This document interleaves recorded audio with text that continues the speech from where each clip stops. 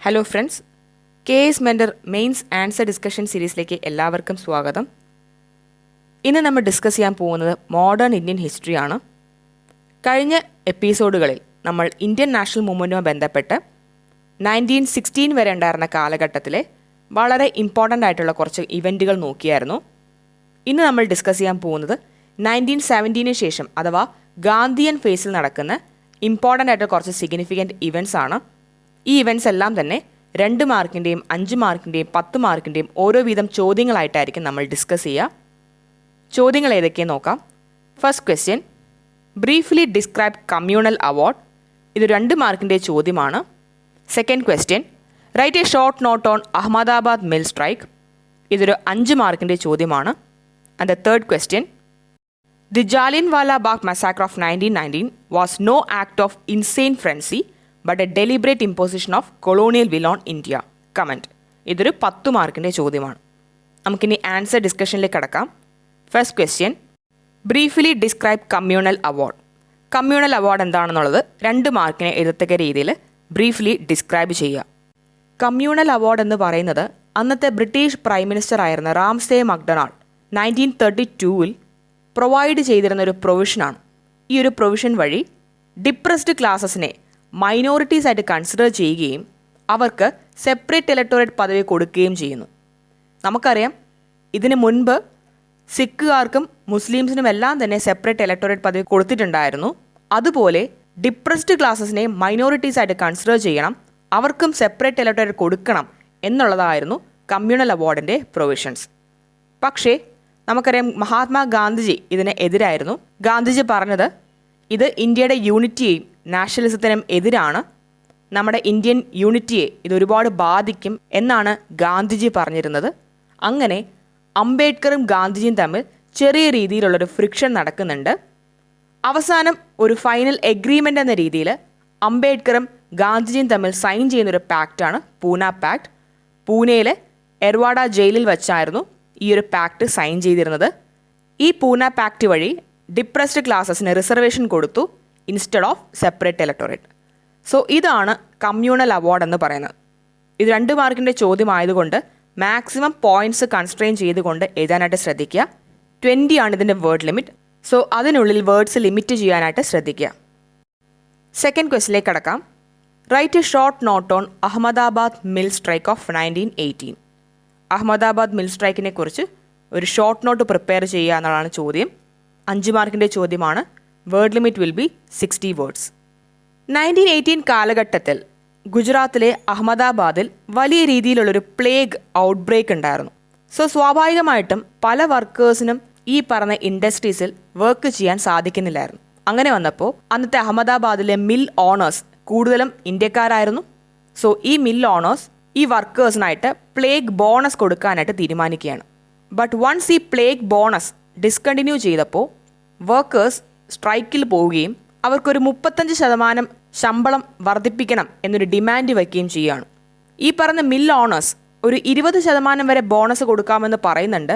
പക്ഷേ എന്നാൽ പോലും വർക്കേഴ്സിൻ്റെ ഡിമാൻഡ് 35% ആയിരുന്നു. അങ്ങനെയാണ് ഗാന്ധിജി ഈ സീനിലേക്ക് എത്തുന്നത്.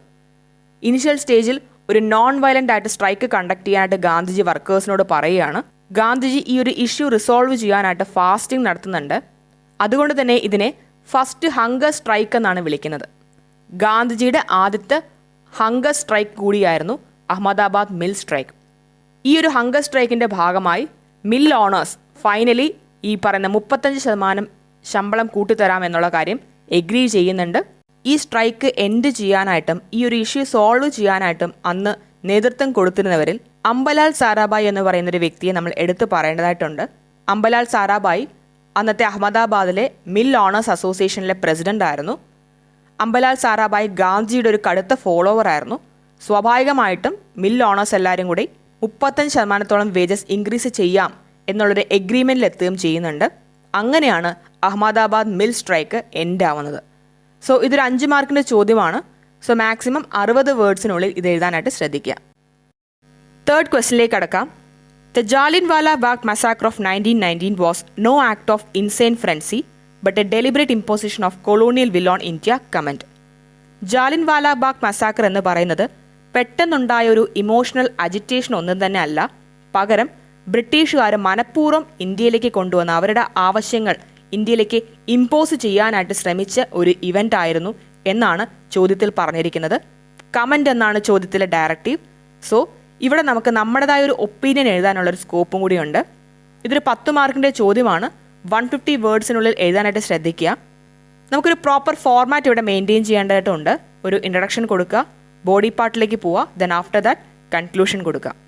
ഇൻട്രൊഡക്ഷൻ എന്ന സമയത്ത് ഇപ്പോൾ ഏതൊരു ഹിസ്റ്ററി ക്വസ്റ്റ്യൻ ആണെങ്കിലും അത് സ്റ്റാറ്റിക് ആണ്. സ്വാഭാവികമായിട്ടും ഒരു ഇൻട്രൊഡക്ഷൻ സ്റ്റാർട്ട് ചെയ്യുന്ന സമയത്ത് എന്താണ് ജാലിയൻവാലാ ബാഗ് മസാക്ർ അല്ലെങ്കിൽ എന്താണ് ആ ഒരു ഇവൻറ്റ് എന്ന് കോട്ട് ചെയ്തുകൊണ്ട് എഴുതുന്നതായിരിക്കും ബെറ്റർ. നമുക്കറിയാം ഏപ്രിൽ 13, 1919 ഈ ജാലിയൻവാലാ ബാഗ് മസാക്ർ നടക്കുന്നത്. അന്ന് hundreds of unarmed men, women, children എല്ലാം തന്നെ ഈ ജാലിയൻവാലാ ബാഗിൽ ഒത്തുകൂടിയിരുന്നു. അവരിലേക്ക് ബ്രിട്ടീഷ് ട്രൂപ്പ് ഓപ്പൺലി ഫയർ ചെയ്യുന്നൊരു ഇവൻ്റ് ആയിരുന്നു ജാലിയൻവാലാ ബാഗ് മസാക്ർ. അതുപോലെ ഇന്നത്തെ സിഗ്നിഫിക്കൻസ് എന്താണെന്ന് കൂടി നമുക്ക് ഇൻട്രൊഡക്ഷനിൽ കൊടുക്കാൻ സാധിക്കും. 1919 ജാലിയൻവാലാ ബാഗ് മസാക്ർ നടക്കുന്നത്. ഇപ്പോൾ 2020 ആയി. സ്വാഭാവികമായിട്ടും 101 വർഷം തികയുന്ന ഒരു കാലഘട്ടമാണിത്. അതുകൂടി നമുക്ക് ഇൻട്രൊഡക്ഷനിൽ പറയാം. ദെൻ ആഫ്റ്റർ ദാറ്റ് നമ്മുടെ മെയിൻ കണ്ടന്റിലേക്ക് ഇറങ്ങി ചെല്ലുന്നത് ബോഡി പാർട്ടിലേക്കാണ്. ബോഡി പാർട്ടിൽ ഈ ജാലിയൻവാലാ ബാഗ് മസാക്ർ നടക്കുന്നത് എങ്ങനെയാണ്, why it happened, how it happened എന്ന രീതിയിലേക്ക് വേണം നമ്മൾ ആൻസർ എഴുതാനായിട്ട്. നമുക്കറിയാം റൗലറ്റ് ആക്ടുമായി ബന്ധപ്പെട്ടാണ് ജാലിയൻവാലാ ബാഗ് മസാക്ർ നടക്കുന്നത്. എന്തായിരുന്നു റൗലറ്റ് ആക്ട്?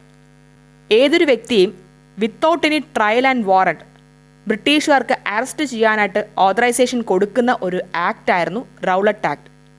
അന്നത്തെ ഇന്ത്യയിൽ വളർന്നു വരുന്ന റെവല്യൂഷണറി ആക്ടിവിറ്റീസിനെ തടയാനായിട്ടായിരുന്നു ഈ റൗലറ്റ് ആക്ട് കൊണ്ടുവന്നിരുന്നത്. ഈ റൗലറ്റ് ആക്ടുമായി ബന്ധപ്പെട്ട് ഇന്ത്യയിലെ പല ഭാഗങ്ങളിലും പബ്ലിക് പ്രൊട്ടസ്റ്റുകൾ ഉണ്ടായിരുന്നു. ഗാന്ധിജി സത്യാഗ്രഹ സഭാസ് കണ്ടക്ട് ചെയ്തു. റൗലറ്റ് ആക്ട് സത്യാഗ്രഹ എന്നൊക്കെയാണ് നമ്മൾ അതിനെ അറിയപ്പെടുന്നത്. ഇനിഷ്യൽ സ്റ്റേജിൽ അതൊരു നോൺ വയലന്റ് നേച്ചർ ആയിരുന്നു. പക്ഷേ ഫൈനൽ സ്റ്റേജിലേക്ക് കടക്കും തോറും ഇറ്റ് വാസ് വയലന്റ്. ഈ വയലന്റ് പ്രൊട്ടസ്റ്റുമായി ബന്ധപ്പെട്ട് 2 വ്യക്തികളെ അന്ന് ബ്രിട്ടീഷുകാർ അറസ്റ്റ് ചെയ്യുന്നുണ്ട്. അതായിരുന്നു ശരിക്കും പറഞ്ഞാൽ ഈ ജാലിയൻവാലാ ബാഗ് കൂട്ടക്കൊല അല്ലെങ്കിൽ ജാലിയൻവാലാ ബാഗ് മസാക്റിന് കാരണമായിട്ട് എടുത്തു പറയുന്ന ഒരു event. Doctor Saifuddin Kitchlew, doctor Satyapal, ഇവർ 2 പേരെയുമാണ് ശരിക്കും അന്ന് ബ്രിട്ടീഷുകാർ അറസ്റ്റ് ചെയ്യുന്നത്. റൗലറ്റ് ആക്ട് സത്യാഗ്രഹവുമായി ബന്ധപ്പെട്ട് ബ്രിട്ടീഷുകാർ ഇന്ത്യയിലെ പല ഭാഗങ്ങളിലും നിരോധനാജ്ഞ കൊണ്ടുവന്നിട്ടുണ്ടായിരുന്നു. അതിന് നേതൃത്വം കൊടുത്തിരുന്നത് ജനറൽ ഡയർ എന്ന് പറയുന്ന ഒരു ബ്രിഗേഡിയർ ആയിരുന്നു. എല്ലാ രീതിയിലുള്ള പബ്ലിക് മീറ്റിംഗ്സും ഡയർ ബാൻ ചെയ്തിട്ടുണ്ടായിരുന്നു. പക്ഷേ ഇതൊന്നും തന്നെ മുഖവരിക്കെടുക്കാതെ അന്ന് ആയിരക്കണക്കിന് ആളുകൾ ഏപ്രിൽ 13, 1919 അതൊരു ബൈസാഖി ഡേ ആയിരുന്നു. അന്ന് പഞ്ചാബികൾക്കും സിഖുകാർക്കെല്ലാം തന്നെ വളരെയധികം സിഗ്നിഫിക്കൻ്റ് ആയിട്ടുള്ള ദിവസം കൂടിയായിരുന്നു. ഇവരെല്ലാവരും ജാലിയൻവാലാ ബാഗിൽ ഒത്തുകൂടുന്നുണ്ട്. ഈ ഒരു പബ്ലിക് മീറ്റിന് എഗെയിൻസ്റ്റ് ആയിട്ട് ഡയർ ഈ പറഞ്ഞ ആയിരക്കണക്കിന് ആളുകളിലേക്ക് ഓപ്പൺലി ഫയർ ചെയ്യാനായിട്ട് ഓർഡർ കൊടുക്കുകയാണ്. നിരവധി ആളുകൾ അവിടെ മരണപ്പെടുന്നുണ്ട്. ഇന്ത്യക്കകത്തും ഇന്ത്യക്ക് പുറത്തും വലിയ രീതിയിലൊരു പ്രതിഷേധം സൃഷ്ടിച്ച ഒരു ഇവന്റ് കൂടിയായിരുന്നു ജാലിയൻവാലാ ബാഗ് മസാക്ർ. ഈ ജാലിയൻവാലാ ബാഗ് മസാക്റുമായി ബന്ധപ്പെട്ട് രബീന്ദ്രനാഥ് ടാഗോർ അദ്ദേഹത്തിൻ്റെ നൈറ്റ്ഹുഡ് റിനൗൺസ് ചെയ്യുന്നുണ്ട്. മഹാത്മാഗാന്ധിജി അദ്ദേഹത്തിൻ്റെ കൈസറി ഹിന്ദ് ടൈറ്റിൽ റിനൗൺസ് ചെയ്യുന്നുണ്ട്. അങ്ങനെ ഇന്ത്യയിൽ നിന്ന് പല ഭാഗത്തു നിന്നും വൈറ്റ് പ്രൊട്ടസ്റ്റ് നടക്കുന്നുണ്ട്. അന്നത്തെ ഒപ്പോസിഷൻ ലീഡറായിരുന്ന വിൻസൻ ചേർച്ചിൽ ഇതിനെ an extraordinary event, a monstrous event, an event which stands in singular and sinister isolation എന്നാണ് കോട്ട് ചെയ്തിരുന്നത്. ഈ ഒരു വൈറ്റ് പ്രൊട്ടസ്റ്റിന്റെ ഭാഗമായിട്ട് ജാലിയൻവാലാ ബാഗ് മസാക്റിനെ വിലയിരുത്താനായി അന്ന് അപ്പോയിന്റ് ചെയ്തൊരു കമ്മീഷനാണ് ഹണ്ടർ കമ്മീഷൻ. ഈ ഒരു ഹണ്ടർ കമ്മീഷന്റെ റിപ്പോർട്ടിന്റെ ബേസിസിൽ ജനറൽ ഡയർ റിസൈൻ ചെയ്യപ്പെടുന്നുണ്ട് ഇന്ത്യൻ ആർമിയിൽ നിന്നും. ശരിക്കും ഈ ഒരു ഇവന്റ് ബ്രിട്ടീഷുകാരും ഇന്ത്യൻ പൊളിറ്റീഷ്യൻസും തമ്മിലുണ്ടായിരുന്ന ആ ഒരു ബന്ധത്തെ ശരിക്കും വഷളാക്കിയിട്ടുണ്ടായിരുന്നു. വർഷങ്ങളോളം ഈ ഒരു റിലേഷൻ വളരെ മോശപ്പെട്ട അവസ്ഥയിലായിരുന്നു. സോ ഇതാണ് ശരിക്കും ആ പറയുന്ന ബോഡി പാർട്ടിൽ ഉൾപ്പെടുത്തേണ്ട കുറച്ച് പോയിന്റ്സ് എന്ന് പറയുന്നത്. ദെൻ ആഫ്റ്റർ ദാറ്റ് കൺക്ലൂഷൻ കൊടുക്കുന്ന സമയത്ത് ഈ ജാലിയൻവാലാ ബാഗ് മസാക്റിൻ്റെ ആ ഒരു സിഗ്നിഫിക്കൻസ് ഒന്ന് മെൻഷൻ ചെയ്യാം. ദാറ്റ് ഈസ് കൊളോണിയലിസത്തിൻ്റെ ഏറ്റവും വേഴ്സ്റ്റ് റെപ്രസെൻറ്റേഷനാണ് ജാലിയൻവാലാ ബാഗ് മസാക്ർ. ലോയലിസ്റ്റുകളെ നാഷണലിസ്റ്റായിട്ടും കോൺസ്റ്റിറ്റ്യൂഷണലിസ്റ്റിനെ അജിറ്റേറ്റേഴ്സുമായിട്ട് കൺവേർട്ട് ചെയ്ത ഒരു മേജർ ഇവന്റ് കൂടിയായിരുന്നു ജാലിയൻവാലാ ബാഗ് മസാക്ർ. സോ ഇത്രയും പോയിന്റ്സ് ആണ് ഈ ഒരു ചോദ്യത്തിൽ നമ്മൾ ഉൾപ്പെടുത്തേണ്ടത്. കൺക്ലൂഷൻ കൊടുക്കുമ്പോൾ ഈ ഒരു ചോദ്യത്തിനെ മുഴുവനായിട്ടൊന്ന് റാപ്പപ്പ് ചെയ്യാനായിട്ട് ശ്രമിക്കുക. 10 മാർക്കിൻ്റെ ചോദ്യമാണ്. 150 ആണ് വേർഡ് ലിമിറ്റ്. സോ അതിനുള്ളിൽ എഴുതാനായിട്ട് ശ്രദ്ധിക്കുക. ഇന്ന് ഡിസ്കസ് ചെയ്ത 3 ടോപ്പിക്സും വളരെയധികം ഇമ്പോർട്ടൻ്റ് ആണ്. ഇനിയും ഇതുപോലുള്ള ടോപ്പിക് ഡിസ്കഷനായിട്ട് നമുക്ക് വീണ്ടും കാണാം. For the time been signing off. Happy learning. Thank you.